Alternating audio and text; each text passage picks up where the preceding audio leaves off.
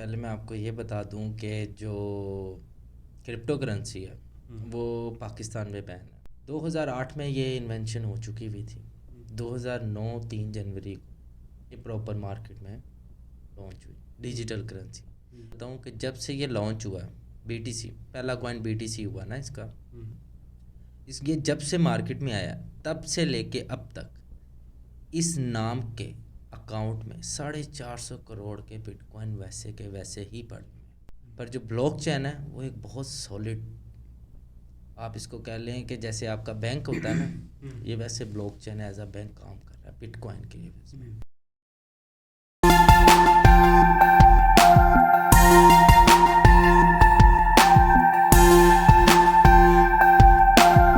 अस्सलाम वालेकुम व्यूअर्स, मैं हूं आपका होस्ट अरुण मिर्ज़ा। वेलकम बोलता हूं हमारे यूट्यूब चैनल हिडन सीक्रेट्स पे। हमारा आज का जो टॉपिक है वो है क्रिप्टो करेंसी के मतलब, जिस पर बातचीत करने के लिए हमें स्टूडियो में ज्वाइन किया है उमर भाई ने। आइए चलते हैं अपने मेहमान की तरफ और उनकी राय जानते हैं कि वो क्रिप्टो करेंसी के मतलब क्या अपनी राय रखते हैं और क्या इस पर काम करना चाहिए या नहीं करना चाहिए। अस्सलाम वालेकुम सर। वालेकुम सलाम। उमर भाई, क्या हाल है आपका? ठीक है जी अल्हम्दुलिल्लाह। उमर भाई, आज हमने क्रिप्टो करेंसी के मतलब जो भी आपकी राय है और जो आप इंफॉर्मेशन रखते हैं, नॉलेज रखते हैं, वो आपने हमसे भी शेयर करनी है और हमारे जो व्यूअर्स हैं उनके साथ भी शेयर करनी है। तो सबसे पहले मैं एक बेसिक सा क्वेश्चन करूँगा आपसे। ये जो क्रिप्टो करेंसी है इसको कब प्लान किया गया था, और जो फिज़िकल है जो मार्केट में आई ये किस सन में आई थी, और इसको बनाने वाला कौन था, मास्टरमाइंड कौन था, और जो पहला टोकन था लाइक कॉइन था जो, वो किस नाम से था और कौन सा था? देखिए अरुण भाई, इसमें पहले मैं आपको ये बता दूं कि जो क्रिप्टो करेंसी है वो पाकिस्तान में बैन है। हम्म, इसको करना इलीगल है, हम्म, पर चूंकि पाकिस्तानी आपको पता है हम्म, हर चीज़ का रास्ता बना लेते हैं, हम्म, तो इस्तेमाल हो रहा है, चल भी रहा है, लोग ट्रेड भी कर रहे हैं। और अब मैं आता हूँ आपके सवाल की तरफ। इसमें यह है कि हरून भाई, इसको जो बनाने की सोच थी ना वो 80-90s में चल पड़ी थी। हम्म, कहीं 80s आता है, कहीं 90s आता है, मतलब इसी इन्हीं सन में ना इसकी ज़हन में बंदे के ये बात आ गई भी थी कि मैंने ना डिजिटल करेंसी बनानी है। 2008 में ये इन्वेंशन हो चुकी हुई थी। 2009 3 जनवरी को ये प्रॉपर मार्केट में लॉन्च हुई डिजिटल करेंसी। आप इसको क्रिप्टो करेंसी बाद में कहते हैं, पहले ये डिजिटल करेंसी है, बाद में इसकी ये कैटेगरी है। इसको 2009 में 3 जनवरी को लॉन्च किया गया ब्लॉकचेन के साथ, जिसने इसको चलाना था, यानी कि जो इसको डेवलप कर रहा था वो ब्लॉकचेन था। और इसको जो बनाने वाला नाम मैं इसलिए कह रहा हूँ क्योंकि ये सिर्फ एक नाम ही है अब तक। इसकी जो आइडेंटिटी है वो अभी तक समझें यही है कि ये एक नाम है, और वो नाम है सतोशी नाकामोटो। इवन कि अभी आप जब विकीपीडिया, गूगल वगैरह पे भी सर्च करें तो मोस्टली यही लिखा आता है कि नाकामोटो ने इसको इस सन को इस तरीके को लॉन्च किया। और आपको एक और मज़े की बात बताऊं कि जब से ये लॉन्च हुआ बीटीसी, पहला कॉइन बीटीसी हुआ ना इसका, ये जब से मार्केट में आया तब से लेके अब तक इस नाम के अकाउंट में 450 करोड़ के बिटकॉइन वैसे के वैसे ही पड़े हुए हैं। अच्छा। ना उनसे अब तक कोई ट्रेड की गई है, ना वो अकाउंट लॉगिन हुआ है, कुछ भी नहीं, नथिंग। जैसे जैसे आप देखते ना कि एक स्क्रीनशॉट पड़ा होता कि जी ये स्क्रीनशॉट आपने जब देखना वो वैसे ही वैसे है, कोई हिस्ट्री नहीं, कोई एक पैसा भी, कोई ट्रेड नहीं, नथिंग।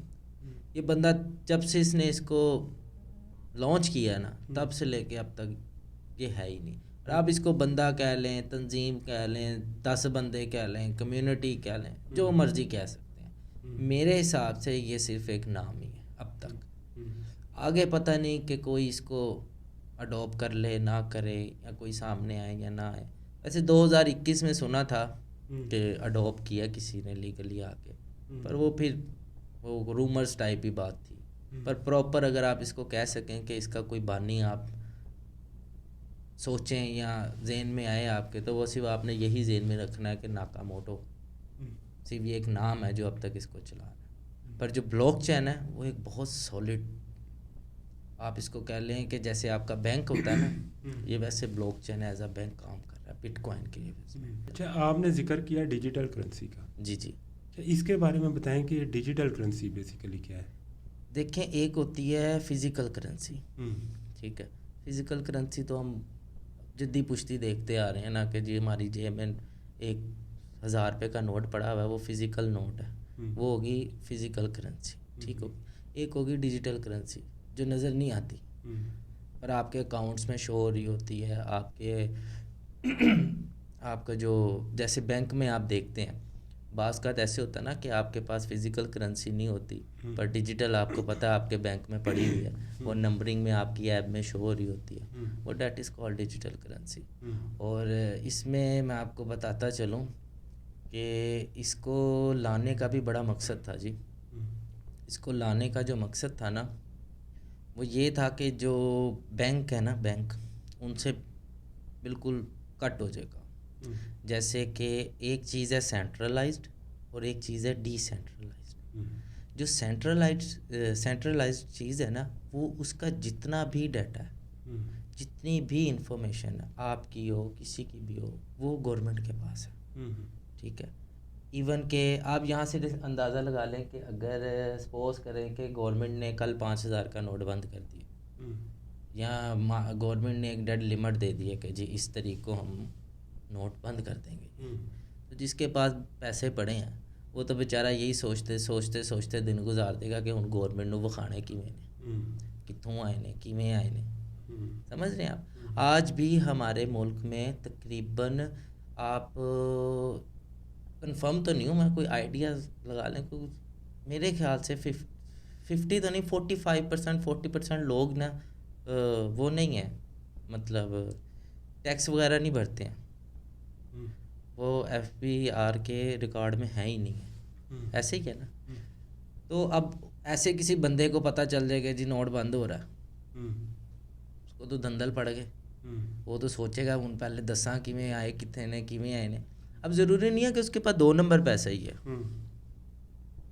अब आप ये ना सोचें कि हाँ उसको किसी बंदे थे, किसी ने जायदाद तो हिस्सा मिलिया है, किसी ने किवें इकट्ठे कीते ने, किसी ने बेचारे ने सारी ज़िंदगी दी अनपढ़ जाहिल है, सिर्फ टैक्स बचाने के लिए। नहीं, ज़रूरी नहीं है कि टैक्स ही हो, इसमें ये हो सकता है कि मतलब आप एक अनपढ़ हैं। अब आपने, मैं पीछे दिनों एक में बड़ी रील चल रही थी, वो बाबे ने संदूक के अंदर पैसे दब के अपनी चारपाई के नीचे दबे हुए थे, वो जब मरा फिर कहीं जाके बात खुली कि भाई वो नीचे संदूक में पैसे थे। अब उस बेचारे को तो नहीं, वो अब पेंडा, उसको अंगूठा छाप लोगों को तो नहीं ना पता क्या करना क्या नहीं करना। मैं इस चीज़ से आपको बता रहा हूँ कि ज़रूरी नहीं है कि भाई 2 नंबर पैसा ही होता, हाँ हो सकता है। अब आप हर किसी को भी नहीं कह सकते कि हर किसी के पास भी 1 नंबर पैसा। तो ना इसमें यह था तो वो जो फिज़िकल करेंसी होगा ना, फिज़िकल करेंसी का होल्ड आपके हाथ में नहीं है। लोग पता क्या करते हैं, लोग इसको समझते हैं कि ये आपके पास एज, अब आप बात का था ना, आपको आपके दोस्त ने मैसेज किया कि मिर्ज़ा भाई यू हैव सम मनी, तो आपके ज़हन में पहला ख्याल क्या आया? पैसे मांग रहा है। वो पैसे नहीं मांग रहा। अब वो पैसा एक अलहदा चीज़ है, मनी एक अलहदा चीज़ है। जो पैसा है उसको आप, वो सेंट्रलाइज्ड है। सेंट्रलाइज चीज़ जो होती है वो गवर्नमेंट के अंडर आ जाती है, वो जब चाहे वैल्यूएबल हो सकती है, वो जब चाहे डी वैल्यू हो सकती है, ठीक है। और जो मनी है ना, वो अपनी वैल्यू को खुद मेंटेन रखता है, ठीक है। अब जो लोग हैं ना, लोगों ने बिटकॉइन को एज अ गोल्ड कॉइन समझा हुआ है, ठीक है। अब आपने बड़ी दफ़ा बिटकॉइन सुना है, देखा है, उसका लोगो देखा है, कभी हाथ में पकड़ा आपने? कभी किसी ने पकड़ा हो ओरिजिनल बिटकॉइन, किसी ने कहा होगा जी ये है जी ओरिजिनल बिटकॉइन, आप देख सकते हैं? कभी भी ऐसा नहीं हुआ, बिकॉज वो डिजिटल है। अब डिजिटल भी नज़र आने लग गई तो फिर वो डिजिटल कहाँ रही, ठीक है। अब क्या होता है, जो मनी है ना, वो अपनी वैल्यू को खुद मेंटेन रखता है, जिसकी वजह से वो अगर गिरता भी है ना तो उस हद तक गिरता है जहाँ तक उसकी जो वैल्यू है ना, वो उसको कोई असर नहीं होता। अब इसमें आप ऐसे समझ लें कि एक दफ़ा ना आप सर्च वगैरह करेंगे आपको पता चल जाएगा चाइना की जो करेंसी है ना वो काफ़ी ज़्यादा नीचे गिर गई थी, जिसकी वजह से ना खाली चाइना को नहीं, यूएस की जो स्टॉक मार्केट है ना उसमें भी बड़ी हलचल हो गई थी। अब उसमें अब आप सोच रहे होंगे कि चाइना के करेंसी डी वैल्यू होने से यूएस को क्यों असर हो गया। वो इस वजह से हो गया कि जितनी भी करेंसीज होती हैं ना, फिजिकल करेंसी जो होती है सेंट्रलाइज्ड, उसको वो लोग आपस में इंटरकनेक्टेड होती हैं। इनका जितना भी लेन देन होता है ना वो ऐसे ही होता है तकरीबन, ठीक हो गया। और जो डिसेंट्रलाइज्ड चीज़ें हैं वो उस पर किसी का होल्ड नहीं है, ना गवर्नमेंट का, इवन के ब्लॉकचेन का भी खुद का होल्ड नहीं है। कैसी बात है। बैंक में अगर आप कोई चीज़ खाता खुलवाते हैं ना तो उसमें आपको एक आइडेंटिटी दी जाती है कि 0000 - ये आपका अकाउंट नंबर है, ठीक है। आपने वो अकाउंट नंबर दिया, वो लेजर बन गया एक आपका, लिखत पढ़त होती है ना बाकायदा आपके एनआईसी के साथ, ये वो अगर उसमें हल्की सी भी छेड़छाड़ होती है तो आपका अकाउंट तो गया, मतलब आप गए उस पर वेरिफिकेशन पे चले गए हैं। या अगर कोई छेड़छाड़ करना चाह रहा है तो वही जैसे वो आप हर्षद मेहता एग्जांपल ले सकते हैं ना, ऐसे ही है। पर जो ब्लॉकचेन जो का काम करने का जो तरीका है ना, ब्लॉकचेन के काम करने का तरीका हारून भाई ऐसे है कि जो आपकी इंफॉर्मेशन है ना वो कम से कम 10 से 15 माइनर्स के पास होती है, डिस्ट्रीब्यूट कर दी उन्होंने। अब जब आपने कोई भी ट्रांजैक्शन करनी है ना, या रिसीव होनी है या सेंड होनी है, वो आपके इन सारे माइनर्स के पास जानी है। उनमें से किसी एक ने भी, आपने कभी बास का आपने तो नहीं, आपके व्यूवर्स अगर जो इस्तेमाल करते हैं उनका कभी आता होगा ट्रांजैक्शन में एरर आ गया, कोई मसला आ गया, वो कहीं ना कहीं किसी जब माइनर को खटकती है ना चीज़, या वो मेन चीज़ या कोई आईडी गलत होती है तो वो उसको स्टॉप कर देता है। अब आपको ये बताने का मकसद ये है कि आपके अगर अकाउंट के 14 हिस्से हैं ना तो 14 के 14 एक के पास नहीं है, वो डिस्ट्रीब्यूट हुए हैं सबके पास, और किसी को भी आपको पूरा नहीं पता इंफॉर्मेशन। अच्छा, किसी कोई आइडेंटिटी नहीं, कोई सिंगल नहीं आइडेंटिटी हो है पर किसी सिंगल पर्सन के पास नहीं है। आपके हिस्से के 4 वर्ड किसी के पास हैं तो 2 किसी के पास हैं तो 6 किसी के पास हैं, तो वो खुद को भी नहीं जानता कि वो किसका ट्रांसफ़र कर रहा है किसका नहीं कर रहा है। अच्छा, पर डाटा पूरा बड़ा होता है उनके पास, ये नहीं है कि डाटा नहीं पड़ा होता, मतलब चेक कर सकते हैं, आपकी हिस्ट्री आपके पास पड़ी होती है। और जो ब्लॉकचेन के काम करने का तरीका वो बहुत डिफरेंट है। ये एक्सचेंजेस ने आके इसको थोड़ा सा ना ईजी कर दिया। पहले तो डायरेक्ट ब्लॉकचेन से काम होता था। अच्छा, इसके ऊपर भी हम बात करेंगे काफ़ी डिटेल से, एक पूरी सीरीज ही बनाएंगे इसके ऊपर इंशाल्लाह। अच्छा, अब मुझे ये बताएं आप कि काफ़ी दफ़ा सुनने को मिलता है कि किसी ने $5,000 में से $1,00,000 बना लिया, किसी ने $1,00,000 का लॉस कर लिया। मतलब ये कैसे होता है? मतलब रातों रात कोई अमीर हो जाता है और कोई सड़क पे आ जाता है। इसमें मैं आपको ना 2 एग्जांपल्स दूंगा। उसमें जो पहली एग्जांपल है वो ये है कि आपका होमवर्क होना चाहिए। हम लोग जो है ना, हम लोग क्या करते हैं कि हम लोगों का है कि भाईजान हारून भाई ने ये लैंप ख़रीदा है और इस लैंप पे हारून भाई को $5,00,000 का फ़ायदा हो गया, जबकि उन्होंने $1,000 में ख़रीदा था। अब ये बात जब शीदे ने सुनी, मीदे ने सुनी, किसने भी सुनी, उसने कहा जी हारून भाई ने तो बड़ा फ़ायदा हुआ। अब उसने उस पर तहकीक नहीं की कि जब हारून भाई ने लगाया था तब कुछ और नहीं और चल रहा था, अब जब वो लगाने जा रहे हैं वो उन्होंने होमवर्क नहीं करना, उन्होंने बाजी ये देख लेना कि हारून भाई ने लगाए थे, अब हमने भागना है इसके पीछे, हमें भी मिलने हैं। सबसे पहली गलती तो ये हो जाती है जो लॉस होता है, ठीक है। पास का मार्केट भी फ्लैक्चुएट हो जाती है, ज़रूरी नहीं है कि मार्केट नहीं होती, बास का मार्केट भी अप एंड डाउन चली जाती है। वो मार्केट अप एंड डाउन की वजूहात भी मैं आपको बताऊंगा, अभी मैं आपको इसका जवाब देता हूँ। दूसरी बात ये होती है, दूसरी बास का ऐसे होता है कि जो जिनका होमवर्क हुआ होता है ना वो बड़ा सॉलिड करते हैं, बहुत अच्छा सॉलिड काम होता है, और बास का किस्मत भी साथ दे जाती है। पर किस्मत भी तब साथ देती है जब आप वर्किंग पूरी रखते हैं। अब आपको एक चीज़ पता ही नहीं है कि ये आपका स्टूडियो है, स्टूडियो में ये कहाँ से मिलना है, वो कहाँ से मिलना है, बस आपको किसी ने कह दिया कि जी इधर से मिलना है एक ही दुकान से, आपने उधर ही चले जाना है। पर आपने ये नहीं देखना कि उससे तीसरी दुकान पे क्या चल रहा है इसका, उससे चौथी दुकान पे इसका क्या चल रहा है।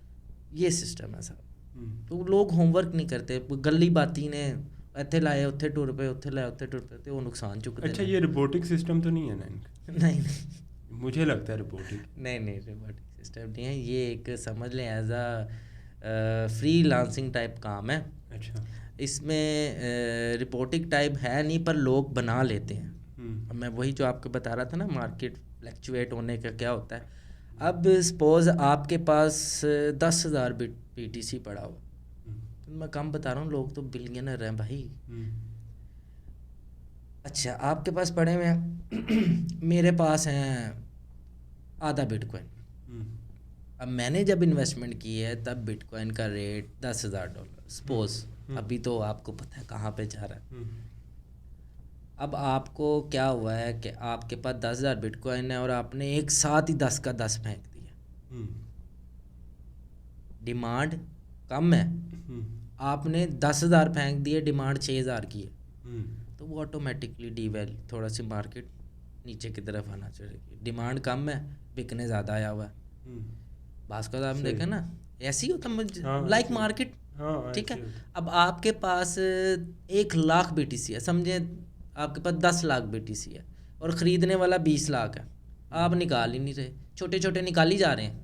जो टोटल 20 लाख है, 10 लाख आपके पास है, 10 लाख किसी बंटा हुआ है, वो 1-1 लाख 5-5 हज़ार 10-10 हज़ार निकाली जा रहे हैं, पर डिमांड 25 लाख की है, तो आपके ने होल्ड कर लिया हुआ वो मार्केट ऑटोमेटिक। लाइक ऐसे ही है ना, अगर हम चीनी पत्ती कोई भी ऐसी चीज़ है कोई ऐसे ही, वो मार्केट में जब कम हो जाती है तो उसकी वैल्यू जो है ना, प्राइस जो ऊपर चली जाती है। जी सेम वही प्रोसेस है, मार्केट ही है ना बेसिकली, मार्केट करेंसी है ना।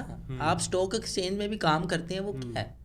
हाँ, ये उस लेवल की नहीं है अभी, वाकई ये अभी उस स्टॉक मार्केट एक बहुत अभी अपर लेवल काम है ना, अभी ये उस लेवल पे नहीं आई भी, पर ये इन फ्यूचर आप इसको इमेजिन कर सकते हैं कि ये वहाँ तक जाएगी। अच्छा, ये जो कोर्सेज बेच रहे होते हैं हाँ क्रिप्टो के मतलब, जैसे वकार ज़का साहब भी हैं, जी वो भी काफ़ी इस पे देखिए करते हैं। ये बात तो वही है ना अरुण भाई, कि आपने ख़ुद नॉलेज नहीं लेनी, आपको वकार भाई पे अगर यकीन है, आपने कहा जी मैं वकार भाई पे यकीन करता हूँ, आप अब एक इसका मैं आपको इस तरह एक्सप्लेन कर देता हूँ कि आपने मेहनत नहीं करनी, आपने अपना पैसा लगाना है, अब जिसको मर्जी दे दें, फिर वो आपके बदलेगा, गया तो गया, बढ़ गया तो दे दिया।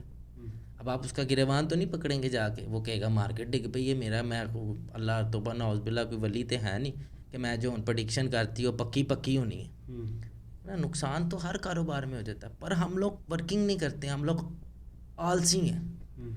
हर चीज़ अब तो यूट्यूब पे हर जगह, समझें आपके हर दूसरे कदम पे कोई ना कोई सिखाने वाला बैठा हुआ है, उसने भी सीख के ही सिखा रहा है ना।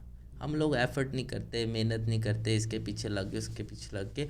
इवन कि मैं अभी पीछे वकार ज़का का आपने जिक्र किया है, वो उनका पीछे मैं एक देख रहा था किसी शो में, वो कहीं गए हुए थे, वहाँ पे बाकायदा वो कह रहे थे कि जी उन्होंने कोई ऐसी वेबसाइट लॉन्च कर दी है जिससे वो direct as a BTC spot पे रब्ता करेंगे। मतलब अगर आप लोगों को कोई भी मसला हो रहा है इस चीज़ से रिलेटेड, वो डायरेक्ट आपका उनका नुमाइंदा आपसे बात करेगा, आपको समझाएगा आपको क्या करना है, किस मरहले से गुजरना है, ईच एंड एवरीथिंग बताएंगे। वो बंदा लगा हुआ है इस पे स्टिल, इवन कि आपको शायद पता हो उसने तो केस भी चलाया था इसको लीगल करने के लिए पाकिस्तान में, पर नहीं।